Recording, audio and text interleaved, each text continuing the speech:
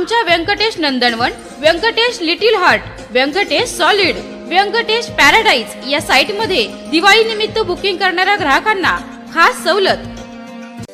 Sai developers निर्मित अत्यंत कमी दरामध्ये सासवडमध्ये प्रथमच हिवरकर मळ्यामध्ये रेसिडेन्सी झोन मधील 1-2 गुंठ्याचे बंगलो प्लॉट उपलब्ध. Amenities separate electric DP, drainage line, main road 40 फुटी डांबरी रस्ता, अंतर्गत 15 फुटी डांबरी रस्ता, सर्व सोयींयुक्त 1 ते 2 गुंठ्यांचे रेडी प्लॉट कमीत कमी किमतीमध्ये. सर्वसामान्य लोकांना परवडेल असे स्वप्नातले घर बंगले बांधण्यासाठी आजच संपर्क करा. साई डेव्हलपर्स. आमचा पत्ता हिवरकर मळा, सासवड. Survey number 53/14. अधिक माहितीसाठी संपर्क मोबाईल 9850 53 39 06 आणि 9890 01 79 28.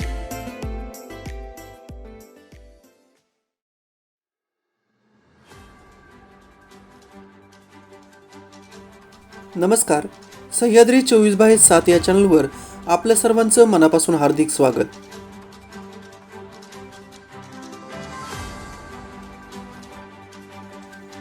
माननीय श्री सुदामाप्पा इंगळे यांच्या अमृत महोत्सवी गौरव समारंभ देशाचे माजी कृषी मंत्री लोकनेते माननीय शरदचंद्रजी पवार साहेब यांच्या उपस्थितीत माऊली गार्डन खळद या ठिकाणी मोठ्या उत्साहात पार पडला. आपण पाहत आहात सह्याद्री 24/7. आमचं चॅनल सबस्क्राईब करायला विसरू नका. धन्यवाद. त्यांच्या सगळं मित्रपरिवार यांनी सगळ्यांनी ठरवलं की कार्यक्रम आम्ही करणार आहोत.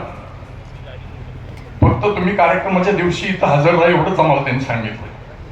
आणि पवार साहेबांच्याकडे ही सगळी मंडळी माझ्या परस्पर त्या ठिकाणी गेली.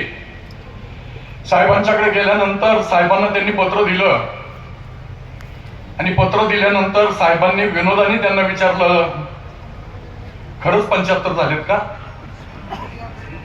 असं मला रावसाहेबांनी यांनी सांगितलं. आणि विनोदाने त्यांनी विचारलं, सांगितलं जी वेळ पाहिजे जी तारीख पाहिजे त्या तारखेला मी पाहिजे तेवढा वेळ तुम्हाला त्या ठिकाणी देतो. असा सोन्यासारखा माणूस, ज्या माणसाने देशामध्ये नाव कमवलं, देशाबाहेर नाव कमवलं, जो देशाचे लोकनेते म्हणून त्यांना आपण सगळे संबोधित करतो, आणि अशा एवढ्या मोठ्या माणसाच्या हस्ते माझा सत्कार होईल खरे माझ्या स्वप्नात सुद्धा नव्हतं. परंतु खरंच मी स्वप्नात देखील काय आता मला वाटत नाही. आदरणीय पवार साहेबांनी एका शब्दात त्या ठिकाणी वेळ दिली आणि आज त्यांनी आपल्याला भरपूर वेळ दिला. सांगितलं की मी कार्यक्रमाला येतो, ते कार्यक्रमाला आले. असे आपले सर्वांचे लोकनेते आदरणीय पवार साहेब त्यांच्या हस्ते माझा सन्मान या ठिकाणी केला. कार्यक्रमाचे अध्यक्ष आदरणीय दादासाहेब जाधवराव यांना मी सर्वांनीच त्या ठिकाणी निमंत्रित केलं होतं. दादांनी वेळही दिली होती, परंतु थोडीशी तब्येत बरी नसल्यामुळे त्यांनी सांगितलं, आप्पा मी दुपारी येऊन गेलो, चालेल का? मी म्हटलं काय हरकत नाही, आता कसं आहे माझा कार्यक्रम आहे, मी आज कुणावरच रागवायचं नाही ठरवलं. दादा घरी आले, बाबा घरी आले, त्यांनी सर्वांनी माझा सन्मान केला. त्यांनी स्वतः भाषणही केलं, मला शुभेच्छाही दिल्या. ते आज या ठिकाणी नसले तरी त्यांच्या जागेवर अध्यक्ष म्हणून आज तालुक्यात खऱ्या अर्थानं तालुक्याच्या विकासाच्या संकल्पना सक्षमपणाने राबवण्याची जबाबदारी खासदार सुप्रियाताई सुळे मी काम किती बी करतो. माझी एक प्रवृत्ती अशी आहे, साहेबांचं सारखं काम सर्वांनीच त्या ठिकाणी केलं पाहिजे. मासा पाण्यामध्ये किती अंडे घालतो हे लोकांना कळत नाही. लाखो अंडे घालतो, लोकांना कधी आवाज येत नाही, कळत नाही. तशा पद्धतीने काम करायचं. परंतु आताची प्रवृत्ती अशी झाली की ती गावरान कोंबडी एक अंड घालते, अगोदर 15 मिनिटं, नंतर 15 मिनिटं बोंबलत राहते, मी अंड घातले, मी अंड घातले, मी अंड घातले, कोको करते ना. तशा पद्धतीची परिस्थिती आता त्या ठिकाणी झाली. आणि मग बापूला मी म्हणलं, बापू मला नको काम, तुम्ही नका, मला नाही म्हणलं, तुम्ही फक्त घ्या. आणि अध्यक्ष जगन्नाथ बापू शेवाळे मला खऱ्या अर्थानं अडचणीच्या काळात ज्यांनी मदत केली ते माझे मित्र सहकारी, राज्याचे माजी मंत्री बाळासाहेबजी शिवरकर, माझे नातेवाईक बापूसाहेब पठारे या ठिकाणी आहेत. खरं तर दादांनी फार मोठं कौतुक केलं माझं इथं. दादा तुमचा उद्योग केवढा मोठा, 5-10 हजार लोक तुमच्याकडे त्या ठिकाणी काम करतायत आणि एवढा मोठा उद्योगपती आज आमच्या कार्यक्रमाला तुम्ही आलात. या कार्यक्रमाला उपस्थित आपल्या सगळ्यांचेच मार्गदर्शक आदरणीय पवार साहेब हा कार्यक्रम घ्यायचा एक निर्णय घेतला आणि आपणच्या तिन्ही लेखी सारिका, सुवर्णा आणि रुपाली आणि त्यांचे सुपुत्र रणजित ह्या सगळ्यांनी ह्याच्यातही जो सहभाग घेतला त्याबद्दल मी त्यांच्या सगळ्यांचे मनपूर्वक आभार मानते. आणि सुदामाप्पा जिओ हजारों साल साल के दिन हो 50,000 जे तुम्हाला सगळ्यांना मनापासून शुभेच्छा देते. आताही फक्त 75 आहे, ये तो सिर्फ ट्रेलर आहे, पिक्चर अभी बाकी आहे. त्यामुळे मला विश्वास आहे की आता 75 वर्षाचे तुम्ही झालाय. आता तुम्हाला मुली कुठे त्यांच्या त्या तिन्ही मुलींना सांगते, कारण का मी हे केलेलं आहे, 75 केली आणि त्याच्यानंतर वडील किंवा आई 80 वर्षाचे पूर्ण झाल्यावर त्यांचं सहस्त्रचंद्र दर्शन करायचं असतं. त्याच्यामुळे तुमच्या सहस्त्रच घेतला आहे त्याच्यामुळे पुरंदरमध्ये आलं की सगळे एकत्र मिळून इलेक्शनचं नियोजन, म्हणजे एखाद्या छोट्या मोठ्या इलेक्शनला जसं 25-30 वर्षाची मुलं उत्सुक असतात तशी मी ज्येष्ठ नागरिक म्हणणार नाही, लोकांना ज्येष्ठ म्हणलेलं आवडत नाही, पण ही सगळी युवा वडीलधारी लोक ज्या उत्साहाने सगळे नियोजन असेल हे खूप खरं तर त्यांच्यापेक्षा म्हणजे जगावं कसं ते ह्या पिढीकडून शिकलं पाहिजे. आणि त्या काळामध्ये मी आदरणीय पवारसाहेबांनी नेहमी सांगते की तुमच्या आईने तुम्हाला काय जेवायला घातलं मला माहिती नाही बाबा, पण हे निराश कधी होतच नाही. आणि हे खरंच ह्या पिढीकडनं शिकण्यासारखं आहे, कारण का ते लढत राहतात सगळे. त्यामुळे आम्हाला सगळ्यांनाच हे खरं या सगळ्या पिढीचा खूप मोठा अभिमान आहे आणि खरंच कौतुक आहे. मगाचपासून मानेदादा 3 वेळा एक गोष्ट बोलले.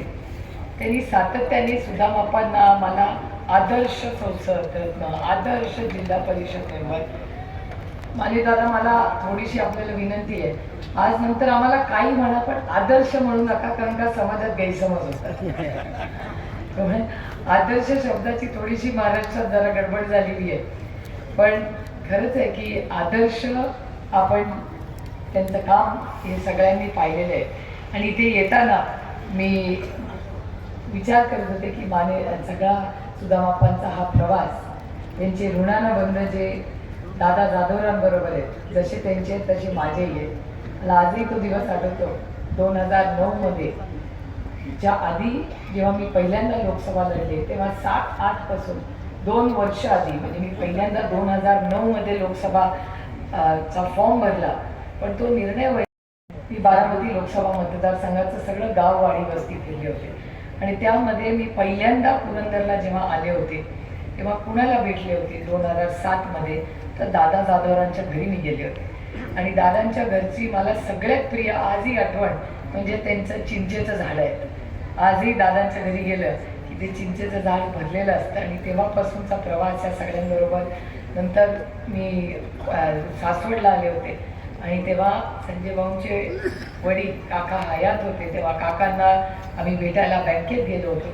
आणि तेव्हापासूनचा प्रवास आणि गेले 15-17 वर्ष आपण सगळे एकत्र काम करतो. त्याच्यात प्रत्येकाकडून काहीतरी वेगळं शिकायची संधी मिळाली. आणि त्यानंतर सुदामाप्पाही कार्यरत होते, पण त्यानंतर एक खूप मोठी जबाबदारी ही सारिकावर त्यांनी दिली. आणि एक अतिशय कर्तृत्ववान मुलगी म्हणून सारिकाचं काम आपण सगळ्यांनी 5 वर्ष पाहिलेलं आहे. सुदामाप्पांचं मार्गदर्शन होतंच, पण त्याबरोबर त्यांच्या लेखीसाठी त्यांनी एक गार्डियन म्हणून काम केलं.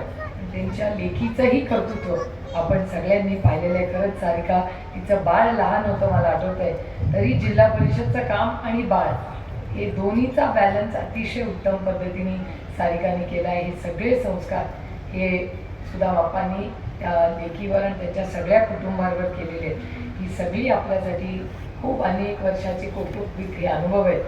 मी आता इथे सगळ्यांचेच खरं आज येताना 15-18 वर्षाचे सगळ्यांचेच संबंध आज काही व्यासपीठावर नाही आहेत, तरी ते मला विसरले असतील तरी मी कुणाला विसरलेले नाही आहे. कारण 15 वर्ष 3 वेळा आपण ह्या सगळ्यांच्याच मदतीने मी लोकसभेला निवडून गेले, त्याच्यात प्रत्येकाचा फुल ना फुलाची पाकळी, प्रत्येकाचं योगदान आहे.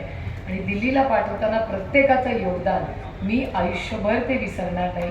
आणि पुरंदरवासियांनी 3 वेळा मला जो आशीर्वाद दिला, तुमच्यामुळे मी दिल्लीला जाऊ शकले. आणि दिल्लीत आपल्या मतदारसंघाच्या वतीने जे प्रश्न मांडण्याचा एक प्रांजळ प्रयत्न मी करत राहिले, त्याच्यामागे जेव्हा जेव्हा मी तिथे उभी राहते, तेव्हा मी दौंड, इंदापूर, बारामती, पुरंदर, खडकवासला, बोरवेला, मुळशीतल्या प्रत्येक मतदाराची नेहमी आठवण येते. कारण का तिथे मी जेव्हा उभी राहते तेव्हा माझी ओळख सुप्रिया सुळे नसते, माझी ओळख बारामती लोकसभा मतदारसंघच असते. त्यामुळे तुमच्या सगळ्यांमुळे आज एक खूप मोठी संधी आपण मला 3 वेळा दिली. आणि त्याच्यामध्ये दर इलेक्शनला सुदामाप्पांचं प्रचंड योगदान राहिलेलं आहे. त्यांच्याही कामाची परिस्थिती मला जरा, खरं तर हे भाषण जे सुरेश भाऊंनी केलं ते भाषण ऐकून मला जरा काळजी वाटायला लागली. याचं कारण असं की आजच इथे यायच्या आधी मी पत्रकारांना बाईट देऊन आले होते की काय महाराष्ट्राचं राजकारण झालंय बघा, की आज आम्हाला कानावर यायचं की कॅबिनेटमध्ये गँगवॉर चालू असं लोक म्हणतात, भांडणं होतात. आता ती ज्या वास्तूला आम्ही लोकशाहीचं मंदिर म्हणतो, अशा विधान भवनमध्ये सत्तेत असलेले मंत्री आणि सत्तेत असलेले आमदार जर मारामाऱ्या करायला लागत असेल तर कसं व्हायचं.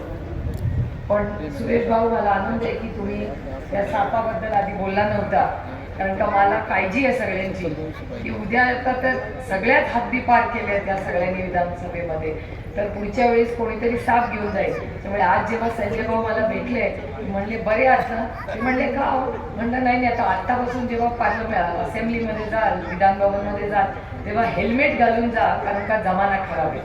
कारण सत्तेत असलेले सगळे लोक, कोण बंदूक घेऊन येत आहे, कोण बंदूक घेऊन त्या पोलीस स्टेशनला जात आहे, पोलीस स्टेशनमध्ये बंदूक घेतलेला आमदार सत्तेतला आमदार आहे आणि गोळी चालवते. म्हणजे या देशामध्ये अख्खी बार गोळीबार सरकार अशी म्हणायची पाळी आली. हे खरंच यासाठी नाही आम्ही राजकारणात कशासाठी आलो.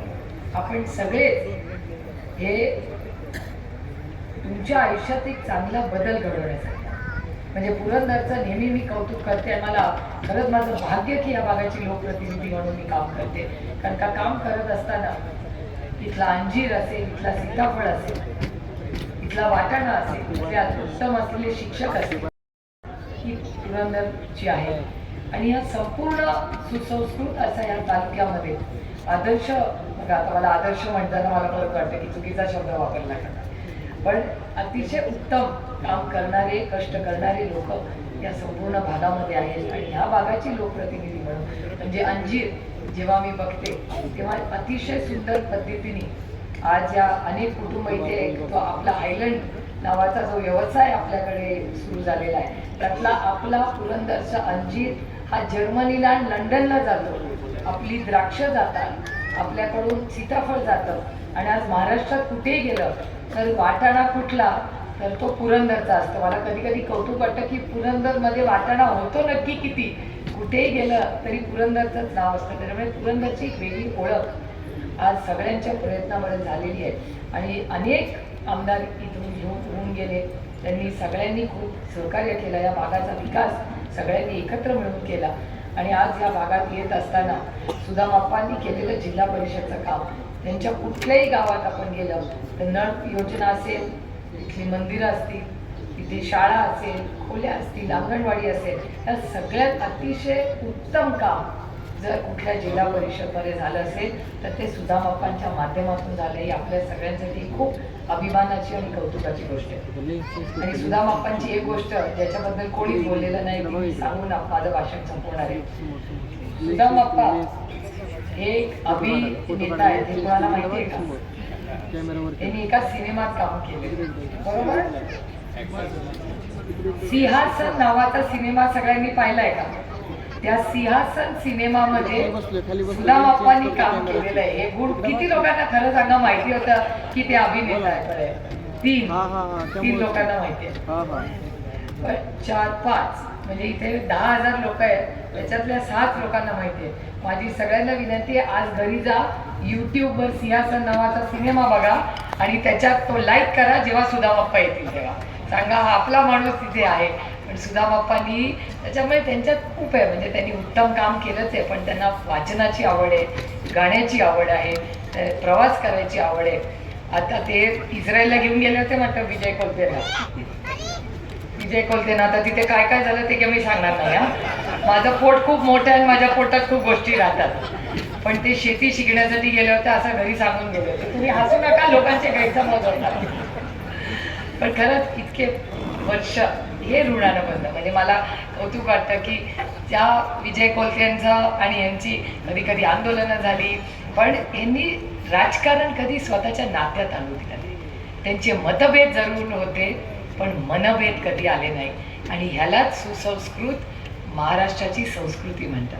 त्यामुळे जरूर या सगळ्यांनी संघर्ष केला असेल, पण संघर्ष केला तरी त्याच्यात कटुता कधी आली नाही. आणि मला असं वाटतं माझ्यासारख्या नवीन पिढीला हे संस्कार खूप महत्त्वाचे आहेत की आमचे मतभेद जरूर असतील, पण आम्ही मनभेद आमचे आणता कामा नये.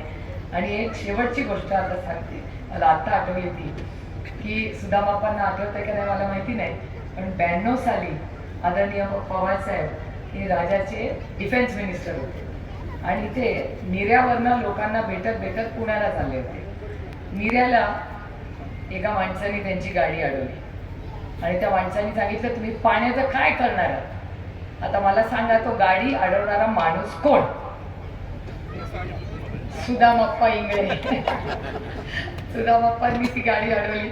नंतर साहेब तिथून निघाले आणि ते डायरेक्ट गेले दादा जाधवरांच्या घरी.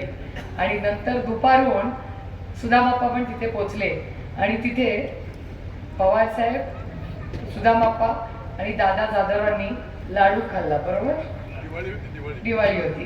त्यामुळे हेच तर गंमत असते. म्हणजे जरी त्यांनी विरोध केला असेल तो पण पाण्यासाठी केला, गाडी अडवली, पण एवढी विचारांची वैचारिक प्रगल्भता होती की त्यानंतर 3 तासांनी जेव्हा ते दादांच्या घरी भेटले तेव्हा त्यांनी सुसंस्कृतपणे एकामेकाला दिवाळीच्या शुभेच्छा दिल्या.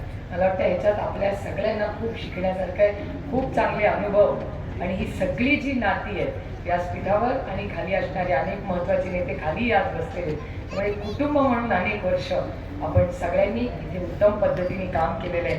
मी माझ्या आणि संजय भाऊंच्या वतीने तुम्हाला शब्द देते की आजपर्यंत जी सुसंस्कृतपणा आज पाळलेला आहे, मी आज जालिंदर भाऊंचंही कौतुक करते की आज कुठलाही राजकीय विषय बाजूला ठेवून जालिंदर भाऊ आज जरी वेगळ्या विचाराच्या पक्षात काम करत असले तरी आज शुभेच्छा देण्यासाठी ते व्यासपीठावर आलेले आहेत. हेच आपण केलं पाहिजे. आणि ती सगळी जी वैचारिक आणि बैठक आहे आणि हे जे ऋणानं बंद आहेत ते माझ्याकडून आणि संजय भाऊंकडून कायम जपले जातील. आज त्यांच्या कुटुंबाला मी मनापासून शुभेच्छा देते. एक अतिशय देखणा असा कार्यक्रम आज त्यांचं कौतुक करण्यासाठी आपण आज जमलेलो आहोत. त्या सगळ्या कुटुंबाला मी मनापासून शुभेच्छा देऊन आज आम्हाला आमंत्रित केलं, आमचं अतिशय प्रेमाने स्वागत केलं, त्याबद्दल मनापासून आभार मानून पुन्हा एकदा आपल्याला मनापासून शुभेच्छा घेते. जय हिंद, जय महाराष्ट्र.